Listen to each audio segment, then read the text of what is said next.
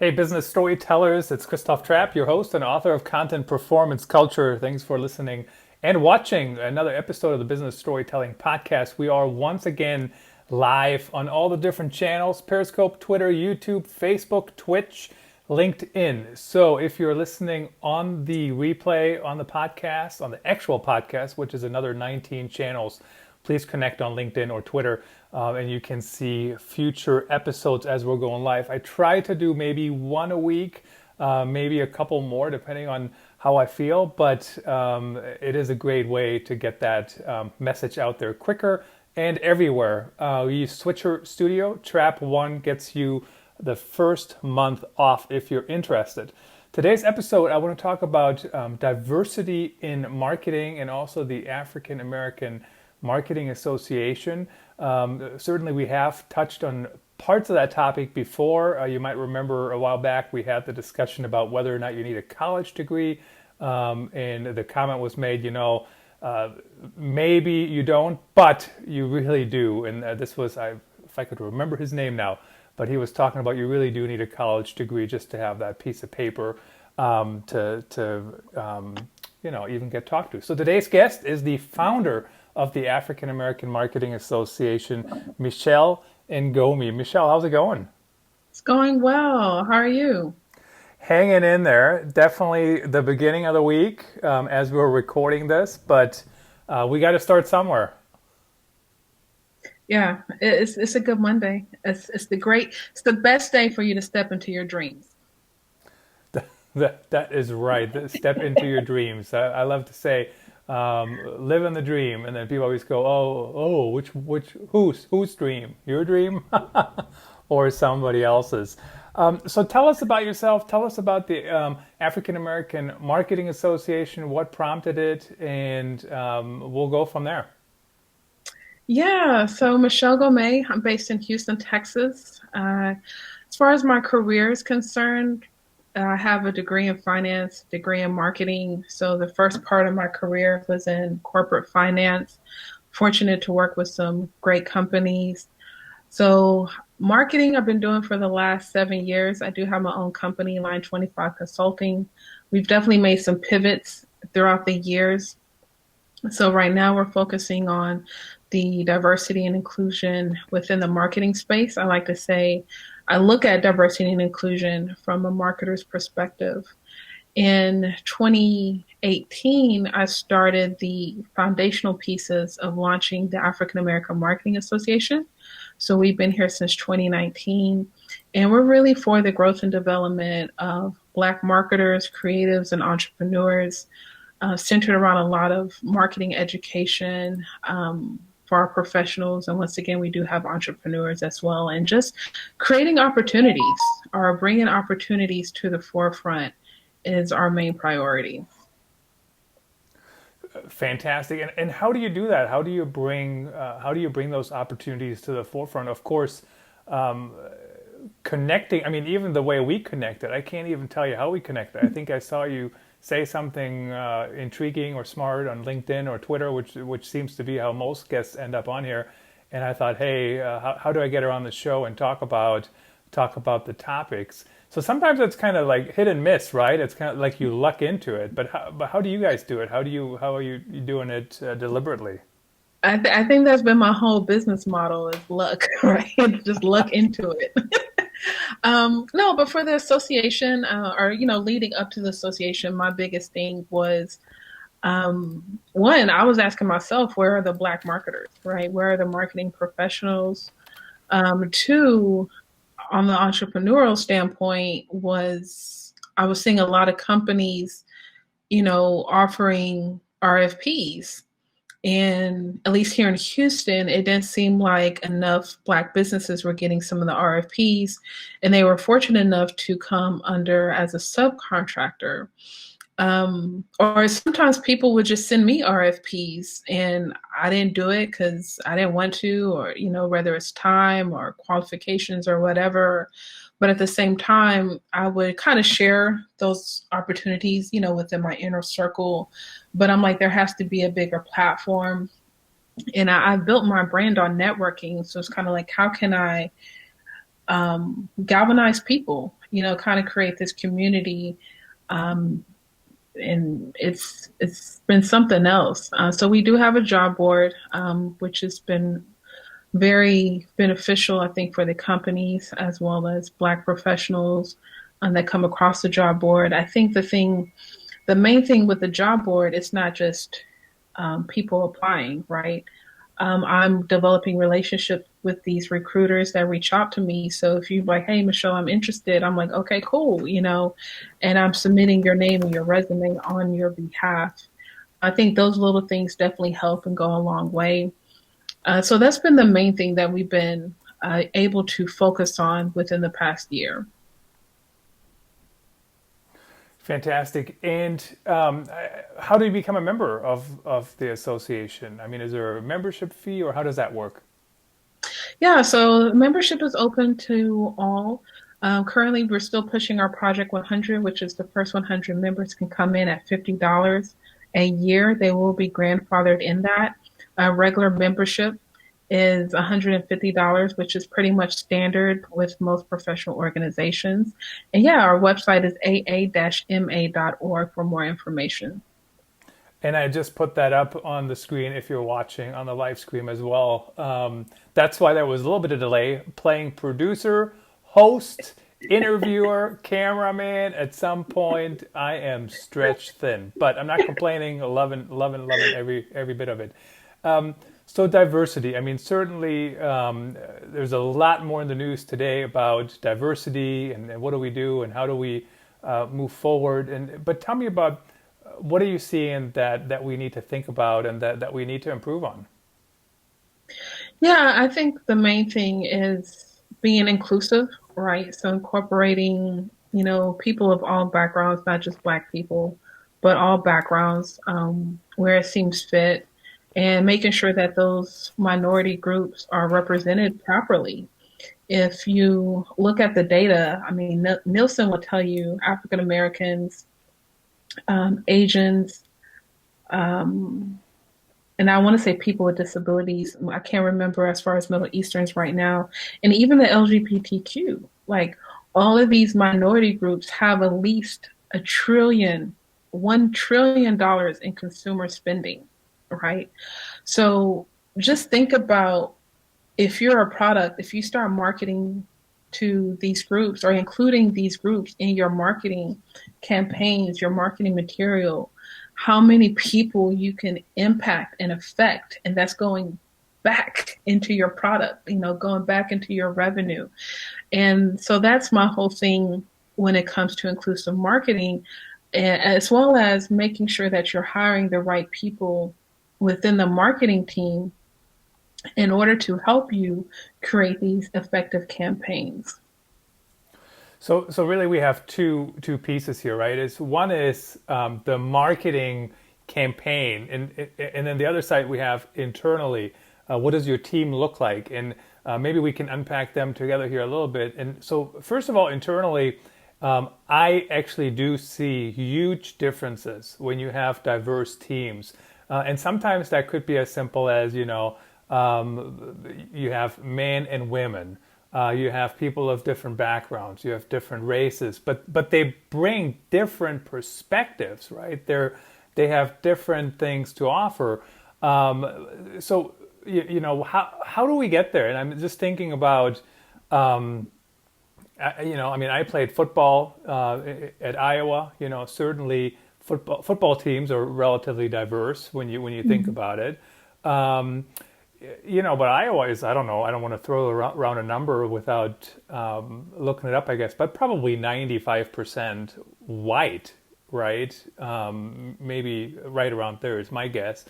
So how do we, and then when I work in Toronto, for example, Mm, like I see very diverse teams, right? I mean, even when yeah. you just walk in, like you go to the airport, and even like the customs officers on the in Canada or in Toronto, you already see a lot more diversity than you would see in Iowa. So how do we get teams to be more diverse? I mean, is it how do you start?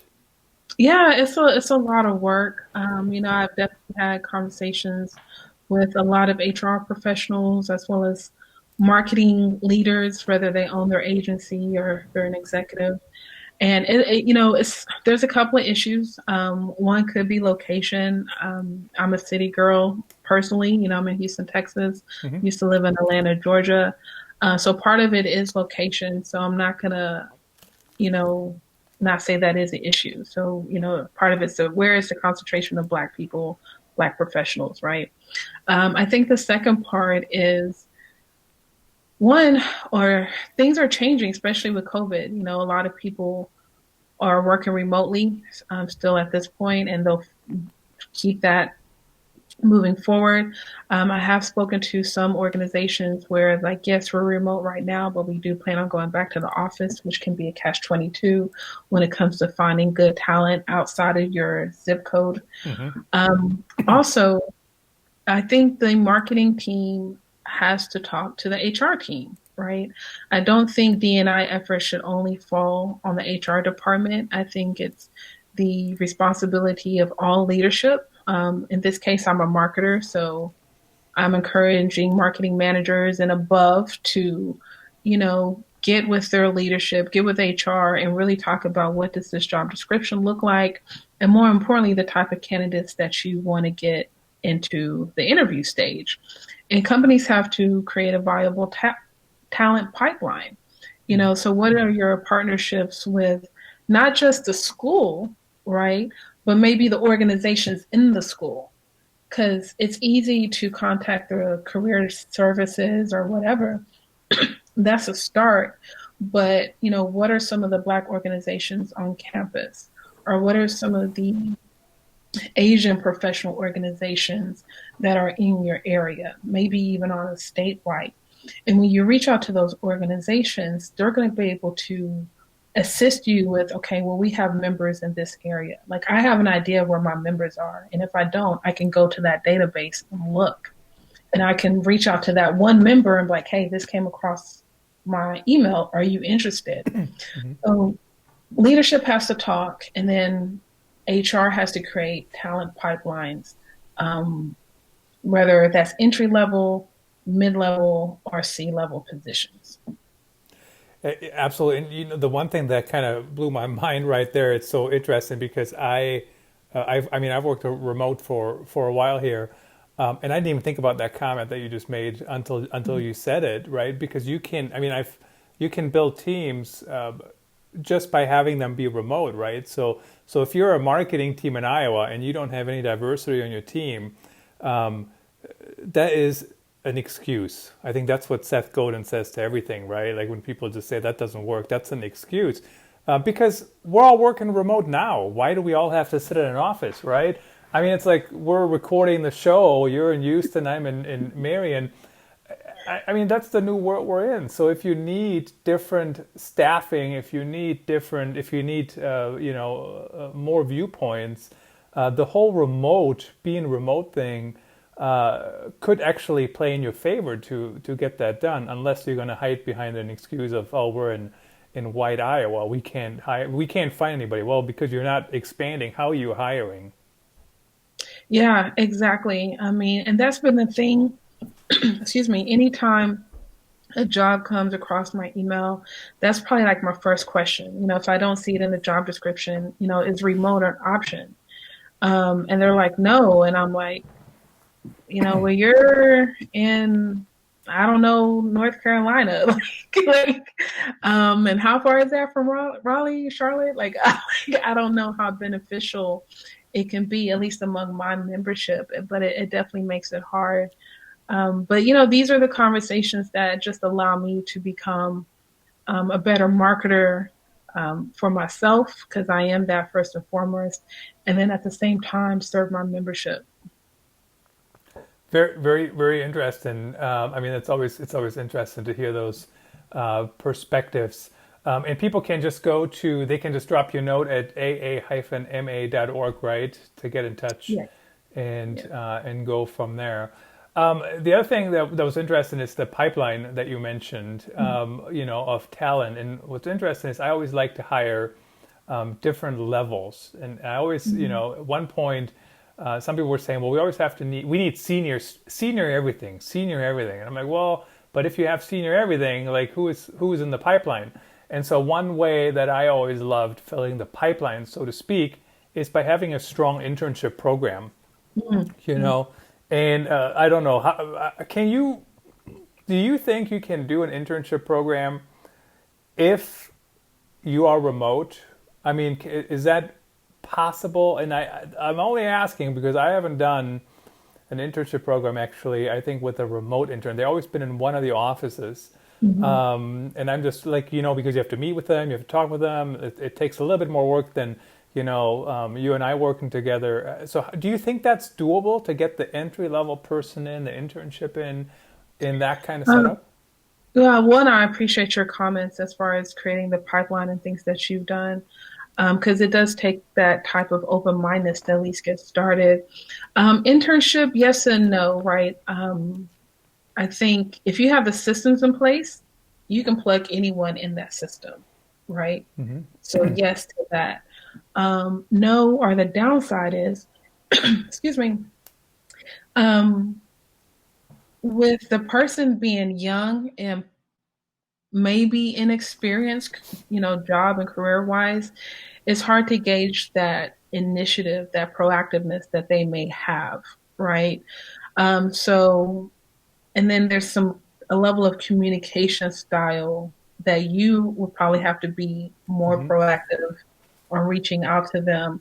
So I understand the importance of finding the right fit. I think you have to kind of do a self assessment of like, okay, well, how much effort do I want to put into it?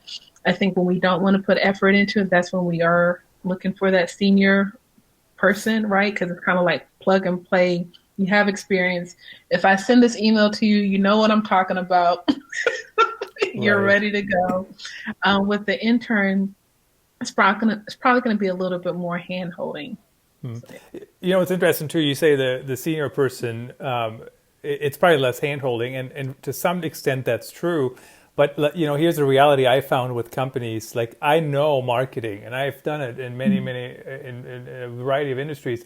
But here's the reality of things: when you go into a new company, even though I know what I'm doing, like I don't know if it's going to work for that company. I don't know what their product is. I don't know who they think their audience is. Don't even get me started on that. People thinking they know who their audience is. Do you know what I mean? So it's certainly interesting.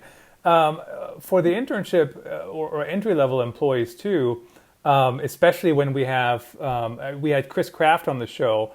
He's based in Atlanta, and we talked about text Mhm. communication only. And he Mhm. says, you can talk on Slack and whatnot. Not everything has to be a Zoom meeting. But I Mhm. also think for entry level employees, if the boss sends you a Slack, I bet you they're going to overread the tone. They're going to overthink. Don't you think? It's possible. It's definitely possible. I mean, look, you can have success with the intern and you can have failure with the senior because the senior might think they know everything and they're not, Right. adaptable. But I think once again, it's the self assessment, it's the systems in place, and then it's the communication style, Yeah, right? absolutely. Um, and sometimes it's better to over communicate, right? Just just to make sure there's an understanding. But yeah, success can be there. You just, I'm at a point in my life where like everything's just worth a shot. Like let's just try it out. Well, I mean, that is literally how you run marketing today, anyways, right? I mean, is it working today? Let's do it. Let's try it and see what works. But communication certainly matters. Let's shift over into the marketing campaign side of things. And, certainly uh, talk about that a little bit more. What are we talking about? How does a inclusive marketing campaign, how does that even look? I mean, is it just inclusive pictures or yeah, let's dive into that a little bit. Yeah, it can be a combination of things. I think I don't want people thinking like, oh, I'm going to stick this black person in there and Hmm. everything's all right. I Right. think the biggest thing we've learned this year is that black people are not a monolith. I don't think any group of people is a monolith, right? So your brand definitely, like your brand is based off of your reputation, and maybe there's a certain look and feel that your brand provides. So you want to make sure that when you are being inclusive, that you are selecting the right people that, you know, provide that look and feel like they're a fan or a product of your brand. The second thing to be considerate of is the actual content, right? Your tone. You want to make sure that you are using inclusive language. You want to make sure that your unconscious bias or stereotypes are not coming out in your content, be it internal or external. You'll be surprised on how often that can happen. You don't want it to make minority groups to feel like they're an afterthought in the sense that um, I think today's a good example. It's Indigenous Day. I Hmm. can never In, say that in, word. yeah. But, you know, are you finding ways to acknowledge other ethnicities or all spectrums of diversity through your social media and maybe your web content? Um, those are the two main things that people have to highlight. Stock images, of course, are becoming more popular and people are becoming more mindful of that. If you can get original assets, that's always great, but you do want to make sure you're using the right type of stock images. And a lot of organizations made brand statements in June, you know, and that's great, but it's like, are you living up to that? You know, are you following through on that? And there's many ways to do that. It's not just everything doesn't have to live and die by the marketing campaign. There's community outreach. There's so many other ways to create an inclusive environment or to practice your DEI initiatives. Absolutely. And so let's talk about stock images for a minute. And I mean, I use them on authenticstorytelling.net, no doubt, but I use them within reason, right? I think about, is this actually the message I will bring across? I use them as a design base, basically, for the most part. You know, add some other things, add a headline, whatever, calls to action, those kind of things. But one of my pet peeves, Michelle, has always been, and I see it way more often than I should, is you go on the job openings page on a website and there's a picture, Mm. an all-inclusive picture, and every race in the on the world is shown on there, and they're not even people that work there. Yeah, I mean it's tough. It's tough, right? And I think even if you do original photos, it's like, what's the intent behind that photo? Because lots of times when you have original pictures, people are just having a good time. Hmm. If they're at a networking event, internal, external, whatever, there's no like, hey, this picture is for the careers page. Like no one really is thinking like that. But no, you're right. I think it shows. I think even if that's on the website, people are going to social media pages, people are asking friends, people are going on LinkedIn. And I had this conversation literally 2 weeks ago, and I'm like, if people are serious about the job, they're going to find out, right? Hmm. Um, that image helps, but people will do that research. And the further they get along in that interview process, the more research they're going to do. Absolutely. But what do we do about the career pages? I mean, what about the pictures? Do we need to get I mean, do we just need to get better pictures? And the whole, like when you said networking, that's a whole other thing. I mean, networking is what, like 0.2% of the job there? And that's like the biggest highlight. And some jobs don't even do much networking, right? And I don't know if you Yeah. heard the latest thing. All these companies were doing Zoom happy hours, right? Which is kind of weird, anyways, because I got to go get my own beer from upstairs to sit in front of the same computer I've been sitting in front of all day. Do you know what I mean? And they don't do happy hours when there's no Zoom, when there's office time. So and anyway, but my point was, so the Zoom happy hour attendance has really slowed down across industries because people are just so tired of just talking to each Yeah. other on the screen. So how do we make those pages better, or do we just get rid of the picture? And if we do, what do we have to consider there? No, I don't think you should get rid of the pictures. You know, the pictures make it pop, right? It's like every favorite marketer. Right. and make Make the it pop, please. Make it pop. no, but I do want to encourage organizations just to be mindful, right? Just to be mindful. Once again, yes, the pictures are important, but also the content, right? Do you have ERG groups, employee resource groups? Are you sharing that information on your website? Are you sharing your overall company culture? Is that being shared? And that can be seen through on the website. I know those are things that I have looked at throughout the years. Um, and I mean, for me, left finance for a couple of different reasons, but I still have the same problem when I was in the marketing industry as far as microaggressions. And I think what happens, and I'll say when I talk to my peers and other Black professionals, those microaggressions are still there. So when we are looking for jobs, we're just mindful about a lot of things. And I'm starting to hear a lot more stories coming from Asians and Filipinos about other microaggressions.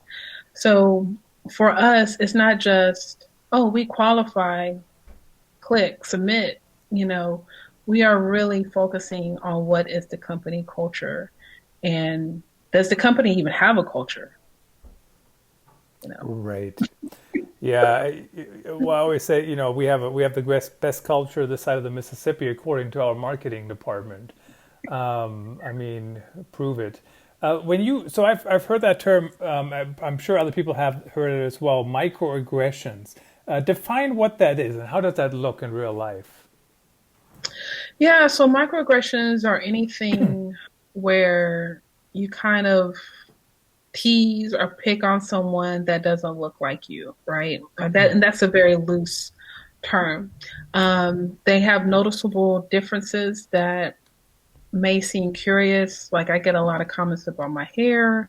Why don't I straighten my hair? Can I touch your hair? I've had those things where you talk proper for a Black girl, or if I'm amongst my white peers and they're talking about Black people, and it's like, oh, well, you don't count, meaning I don't count because I'm not a negative stereotype, or somehow I've overcome the odds of whatever. Yeah. So those are some of the things. You can get into stuff with the LGBTQ, where it's like, oh, well, you don't look gay, or you don't look like you're transgender. Um, we could just say ignorant comments overall. Unfortunately, at this time with the pandemic, I think Asians Americans, they've been getting a lot more attention, or they've been Mm-hmm. suffering microaggressions because of, unfortunately, things that have come from the pandemic. So I think that's a noticeable thing that's going on now. Those are probably, I would say, some that are the most common that I've seen across Yeah. the minority groups. So I mean, I'm a pretty straightforward guy, Michelle, and I mean, I really am. But I would never imagine to go to anyone. I don't. It doesn't make any difference who it is, and say, "Can I touch your hair?" I mean, do you know what I mean? Like, it's why? Why are people like seriously? Like, why are like who? Okay, why would they try? Why would they think that's ever appropriate? But I think it's just differences, right? I think when you see someone or something that's different, there's a level of curiosity, and you don't necessarily know how to approach that question or conversation, right? Me personally, like I just believe in personal space. So I would never want Right. to touch your hair or rub your bald head or your Which beard, I have. you know. But I definitely think things like I'm natural. I think things have definitely changed over the past 10 to 15 years. But there was a time where there wasn't a lot of Black women that looked like me as far as hair texture.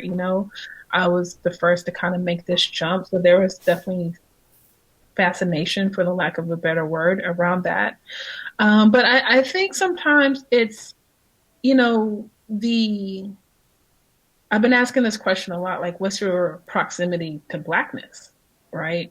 And I feel like when you don't have that Black person in your network, when you do come across this cool Black person, it's like you have questions, and you probably have questions you've been meeting to ask, and then you just kind of want to get all of it out. I went through a lot of stuff recently with, unfortunately, when George Floyd died.